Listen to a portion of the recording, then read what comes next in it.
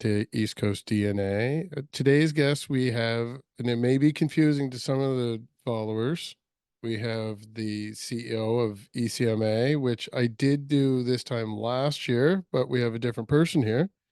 So we talked to Andy McLean last year, and his replacement, new this year, is Blanche Israël. So welcome to our show. Thank you. What coverage we're getting. And Yes. grateful to Andy and everything he's done and all the legwork he's done to put this year together.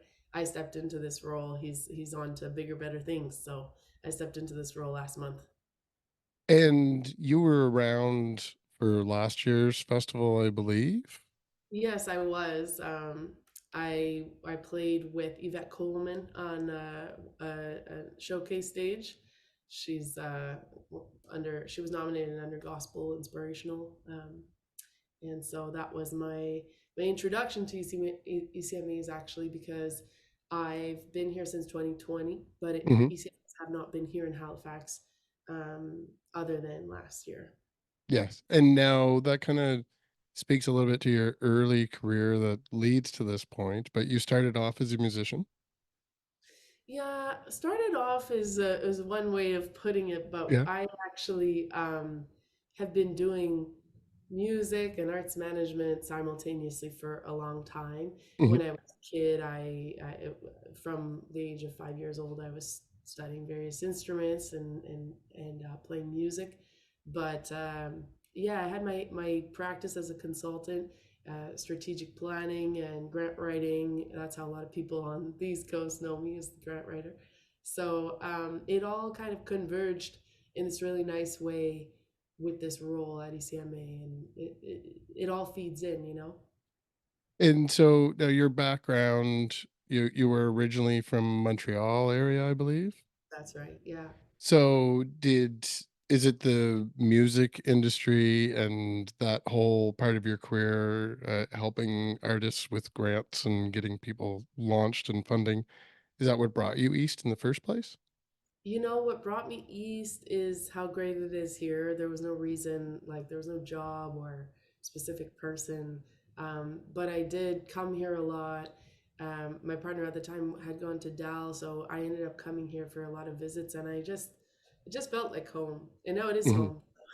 Oh, uh, that's excellent. yeah, I was a freelancer, so I was just working from my laptop. So I came here, and it was immediately home. And I do want to get a little bit into like previous to your new role with ECMA, some of that work that you're doing with the grants. But I also think just at least to give a couple shout outs to some of the East Coast musicians with your work as a musician, you played cello for a lot of East Coast names as well that I'm aware of through this podcast and as a music fan. So, Yeah. did we on Mike Ryan's solo? Yeah. Okay, because I Yeah. did see association with Town Heroes, and I thought it was Mike Ryan's solo album maybe that you had played on. Yeah, that's right. And I've played with the Town Heroes like in Okay. performance. Yeah. And I it's interesting because when I got here, it was the pandemic and there was an artist from Ontario, an indigenous artist, Christy Lane Sinclair, who wanted some cello on her album. And I was like, I didn't really have a home recording setup. I was like, who do I know? And I had met Mike once and I called him and I was like kind of nervous and I was preparing to introduce myself and he picks up the phone and he's like, Blanche Israel. He was just like, you know, so warm and so welcoming. And that's really been my experience of a lot of things on the East Coast. So yeah, Mike has helped me with other people's albums as well, the public service being one of them, Yes. and his own stuff. And then I've played on Blue Lobelia's album, and I'm working with her partner Curtis Eugene. I've worked a little bit with Mo Kenny, Mhm. and obviously my big gig was with Jeremy Dutcher from New Brunswick, and he's a bigger name, JUNO Award winner. Mhm. Who else? I did see a passing thing for Rankin McGinnis. Is that a live performance? Yeah, and well, I was supposed to record on his latest, but I missed the boat. I've been so busy. Yeah, I've yeah, been so things busy ramped that up. I'm like, right, it's not gonna happen. But I've played at the Rankins Winter Warmers for 4 years straight now. And with the Jeremy Dutcher, like, there's quite a bit that you were able to do there because of all the recognition he was getting. But I did notice also that you had done one of the, NPR Tiny Desk concerts. Yeah, a real bucket list up. I Yeah, love. I love seeing that when there's somebody that I end up knowing through this forum, that it's somebody that was able to do that, because those are fun little concerts to watch. Yeah, it was incredible to be able to be in that space. I have been a fan of those since they started all those years ago. So yeah, and we did one, and it's yeah, not always what you think it's gonna be. Like it's a stressful day. People are on their lunch Yeah. hour for real. So um you just have to really get into it, and you know it's a high stakes thing, but they always make it sound amazing. Well, and you have one of the largest instruments to be playing in such a confined space too, like, it's kinda Yeah, an but interesting dynamic. I mean, I've seen bigger things. Yeah. Squeezed into that space. It's yeah, but it's so great. Such a like yeah, just such a legacy to be a part of. And so with the diversity, I mean, of your background, having multiple languages and living in different parts of Canada and working with a bunch of different artists, it obviously fuels you to have a lot of different knowledge going into helping artists with grant writing. But is there anything specifically that made you take the jump? Is it because of the genre of music that you were working in is closely associated with more arts type programs, and so that was just a organic way to go to manage your career? Or was it helping others, or combination? You mean going into arts management? Yeah. Yeah. Oh, I when so I was studying cello, and then there just came a point where I was looking left, looking right, and realizing there's people around me who practice 8 hours a day, 9 hours a day, and that was just never going to be me. Oh, okay. And I was like, that being said, where I don't have that specialist mindset, I feel like I have a generalist mindset that is also useful, and also important. And so I started to think at that time, I was like, there must be other people involved, right? In these major productions. Now I understand it's like the people who are actually visible on stage are the minority of, Yeah. who's involved. So I made a very conscious decision to go into arts management because it's my passion. Mhm. It's so interesting and dynamic. And for me, the big picture of like things like cultural policy, decision making by governments, funding decisions, that just tickles me. It interests me. And I love to play as well, but I'm always curious about the bigger picture. Like, why are we here? Who's paying for this? Who's interested in this? What does this represent within a larger context? So that is what kind of led me to arts management, and that it that was a wider lens than music, and continues to be, because I think the ECMA is not just about music. It's about forging a culture and a cultural narrative together. It just so happens that on the East Coast, a lot of that is done through music. But Absolutely. yeah, I'm just I it's such a great seat to be in with the specific interests that I have. And yeah, languages, I think I'm from Montreal. One of the things that I did in my freelance life, if anyone who's a freelancer will understand that you end up doing the randomest things, but I did a lot of French and English translation as well.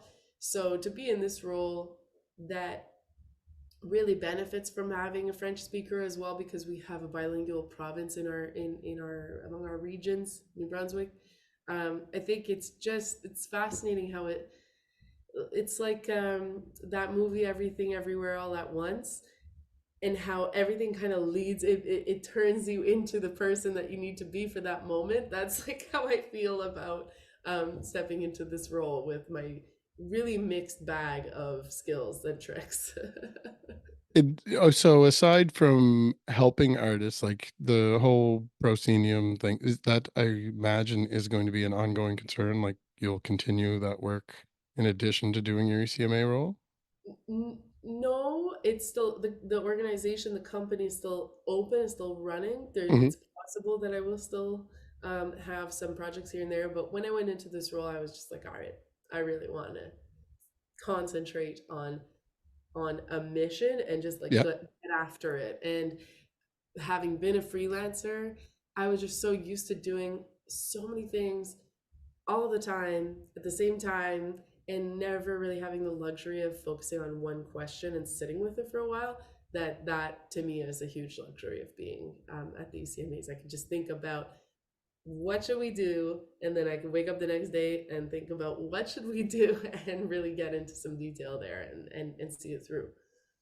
So with that in mind, going forward, is there anything that you can share? And I'm sure there's things that you're not ready to share, but I should have known we were gonna. yeah, what type of What should footprint we are you do? looking? Speaking of which, what should we do? No, I have so many thoughts. I think that there are some things, just like any company, that I'd like to kind of sort of tune up and run kind of update with new software, that sort of thing, like the internal not so interesting pieces of things that make things run smoothly. And I think, generally speaking, for decision making, it's just what's going to be good for artists and what's going to be good for the music industry right now, 2024 and beyond, on the East Coast, and what are our needs, and how can we really lean in to what makes this place unique and weird, as opposed to trying to be like everywhere else in the world. What do we do amazingly well that we can lean into and turn into business opportunities for people? I think the format of having our conference and festival each year, and our awards, is really good for certain people in the industry, but it doesn't necessarily span the whole music industry. And I would like to see how we can be supportive, within reason and within our resources, but supportive of sort of the whole gamut and the whole landscape of who is out there, from emerging all the way to really established and like kind of outside of the East Coast at this point, Mhm. and all the way to older artists who are kind of in the twilight of their music playing, and they all deserve support. Yeah, no, the legacy artists are what really keep the older generations that have been around for a while. Like that's their only touch point that they have to a lot of the music that we have locally. Yeah, But I absolutely. love the newcomers, and the rising stars are who I really love to cover because I like to see the successes as they happen. But a lot of the people, even in the short time that I've been doing this, they are the established artists now because they have been around for 5, 10, 15 years. So like we're getting to that point even with what we are considering newcomers. So the fresh blood and new perspective is really necessary. You do say it's boring, but I also have a corporate IT career outside of doing this music side. So at some point, maybe after ECMAs, if I run into you out and about, well, I'll have to pick your brain a little bit on some of the maybe not so sexy talking points of the industry. Well, yeah, on the flip, I will be asking you. Sure, yeah, All right, we have a resident IT guy. I'm gonna have some questions for you for sure. Um, absolutely.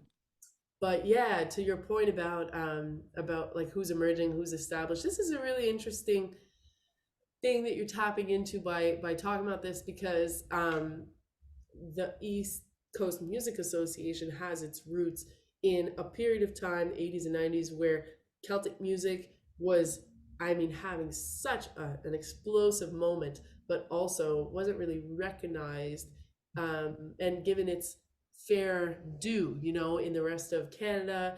And it was just beloved, and it continues to be. I mean, that has had a ripple effect for so many years.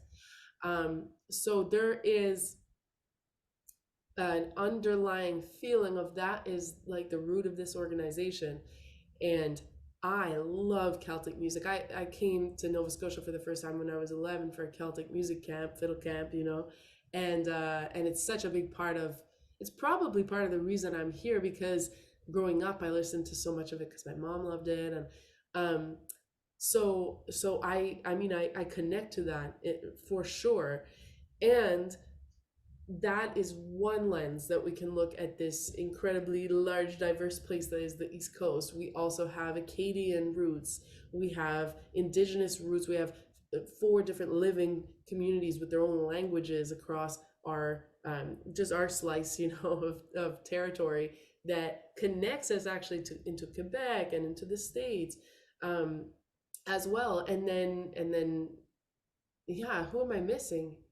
Of course, there's historically rooted Black communities Mhm. uh, on the East Coast that were the first ones in Canada, the first arrived, and so you put all that together, and we have a responsibility to tell a true narrative, a fulsome narrative of East Coast music, and that includes those Celtic roots, and just all to say that some of the artists that are more established, um, and then in that mid career and then coming up, some of them are rooted in these traditions, some of them are connected to trends that are in the rest of the world, and all of them here on the East Coast need some support and a web underneath them if they are to break through and just do the best, have the best career that they possibly can. And it's hard out here, it really is, and it's amazing what people are able to do because they work hard and they live and breathe music. But the ECMA, I'm hoping, can help in a lot of different ways. So I'm really looking forward to seeing what type of new opportunities are available through the organization over the next couple years as you start to put your footprint in place. And I'm looking forward to seeing what's coming up this year. So we do have an event. This interview will probably be released a couple days before the actual event. So coming up first weekend of May, Hmm. we'll all be over in Prince Edward Island celebrating. So is Yeah, there any specific, new events this year or anything that you would like to specifically call out for some of the features through the week? for sure. Well, it's not just a weekend, it is May 1st to 5th. Take a couple days off from work and head on down on Wednesday because we have our opening night concert and that's going to be amazing. We've got these pointers who got 6 award nominations. We have the Ones from Newfoundland, one of my favorite bands, and 2 hours traffic, and so that's going to be a really fun like kickoff. And then that goes through all the way to Sunday with the classic SoCan Songwriter Circle, and those are kind of the bookend events to 5 days of nonstop music. We've got free events, family friendly events. We have our kids entertainers at the library, which is going to be so fun, and that's free. There's a lot of free stuff going on, and then there are these kind of more marquee events. Of course, we have our awards show on the Thursday night, and I'm just really excited about the feeling of that, and what I mean. Again, I haven't added any brand new events, that's for sure. These things have been locked in for some time, but the award show has some elements that I've been able to work on and that I'm very excited about. Um, Late at night we have flow cases, which are like the off showcase, kind of unofficial showcases of the CMAs, run by Flo Sampson. So I mean, at any given point in Charlottetown, if you duck your head into one place or another place, and the beauty of the thing is that Charlottetown specifically is so walkable, well, you can be everywhere. You can check one artist out and then run to another place. There's more than you could possibly take in. So the point though is, don't wait until May 6th and go, I have FOMO about everything that I've missed. I know during the Junos here in Halifax, there were people who like kind of weren't weren't tapped in, and then they were like, oh, I missed everything. You see it roll by on social media. So getting on the ECMA app and looking through and designing your own schedule. And I always like to do that before some of these conferences, and um, designing what it is that you need to see, all your must sees, and then you just hop around the festival and have a great time. Yeah, that I do find that the apps are specifically helpful the weekends or the week of the event because there's so many events that you can keep track of the schedule. Or I like to have my schedule of what I really intend to do and then a plan B, but not be afraid to throw it out the window if I see something cool along the way. Exactly. So I'm gonna be getting ready to head over myself as well. So if anybody happens to see me floating around with my hat on, I'm easily branded this year. So stop by and say hi if you see me walking around. If you happen to be an artist or an industry person, maybe one of the delegates floating around, I should have a camera on me too. So if you feel like stopping and saying a few words, I'll be putting a couple little reels together. And I want to thank you again for your time. And hopefully we can talk again in the future and see how your first event went and see what kind of changes might be in store for the next couple of years. For sure. Thank you. Great. And we'll talk soon. Yes. See you there. Bye. Bye. There are only two permanent things in this world, only two permanent things in this world: physics and love, physics and love.